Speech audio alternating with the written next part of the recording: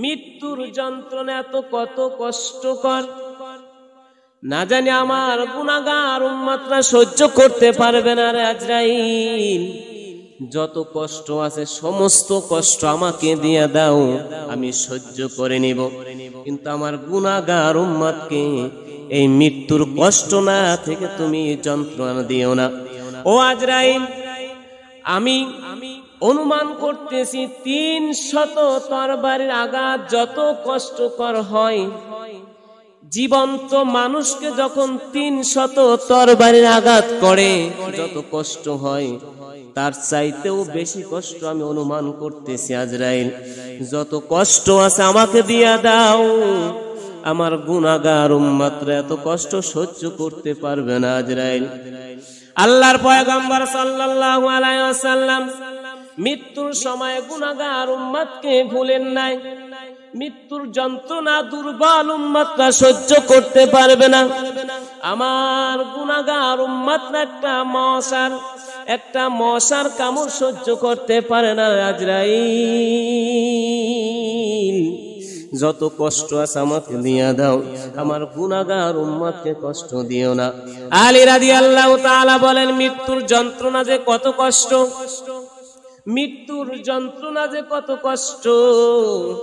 হাজার হাজার তরবারির আঘাত যদি কাউকে করা হয়, হাজার তরবারির আঘাতে যত কষ্ট হয়, তার চাইতেও বেশি কষ্ট হয় মৃত্যুর যন্ত্রণার সময়।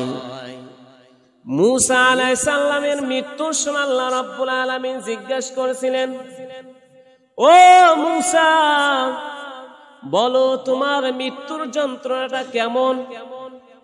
মূসা আলাইহিস সালাম বর্ণনা দেয় রব্বুল আলামিন, আমার মৃত্যুর যন্ত্রণাটা এমন, জীবন্ত পাখি যেরকম হাত পা বেঁধে চামড়াটা খসাইয়া খসাইয়া ফুটন্ত তেলের মধ্যে লাড়াচাড়া করা হয়, ও রব্বুল আলামিন, জীবন্ত পাখি যেরকম ফুটন্ত তেলের মধ্যে লাড়াচাড়া হয়, তখন যেরকম কষ্টের অনুভব হয়, ওই ডেক্সিতে যেরকম পাখিটা লাড়াচাড়া করে, তার চাইতে অধিক কষ্ট মৃত্যুর যন্ত্রণা। বনি ইসরায়েলের কয়েকজন দরবেশ কবরের পাশ দিয়ে যাচ্ছিলেন, হঠাৎ করে আল্লাহ রব্বুল আলামিনের দরবারে দোয়া করলেন। রব্বুল আলামিন প্রার্থনা করলেন, আল্লাহ, এই কবরের ভিতর থেকে একজন মুদ্দরকে জীবিত করিয়া দাও। বলুন সুবহানাল্লাহ, আরো জোরে বলুন না সুবহানাল্লাহ। ও রব্বুল আলামিন, কবরের ভিতর থেকে একজনকে জীবিত করে দাও। আল্লাহ রাব্বুল আলামিন বুজুর্গনে দিন দরবেশগণ দোয়া করার সাথে সাথে কবরের ভিতর থেকে একজন মুদ্দরকে জীবিত করে দিলেন। বের হয়ে জিজ্ঞাসা করতেছিলেন, কেন?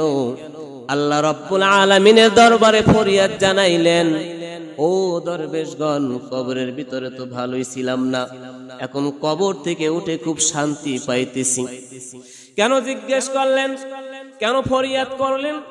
কবর থেকে কেন মানুষ আপনি জীবিত করার জন্য মনস্থির করলেন? তখন ওই মৃত ব্যক্তি, কবর থেকে ওঠা ব্যক্তি জবাব দেয়, আমি 50 বছর পূর্বে আবার মৃত্যু হয়েছে। মৃত্যুর যন্ত্রণা যে কত কষ্টকর, কত ব্যথা, আজকের 50 বছর পরও মৃত্যুর যন্ত্রণা ভুলতে পারি নাই। মৃত্যুর যন্ত্রণা যদি কবর থেকে কোনো মানুষ উঠে দুনিয়ার ময়দানে ঘোষণা দিত যে মৃত্যুর কত যন্ত্রণা, সমস্ত মানুষগুলো সব বাড়িঘর ছেড়ে দিয়ে, ছেলে মেয়ে ছেড়ে দিয়ে আল্লাহ রাব্বুল আলামিনের ইবাদতে লিপ্ত হয়ে যাইত।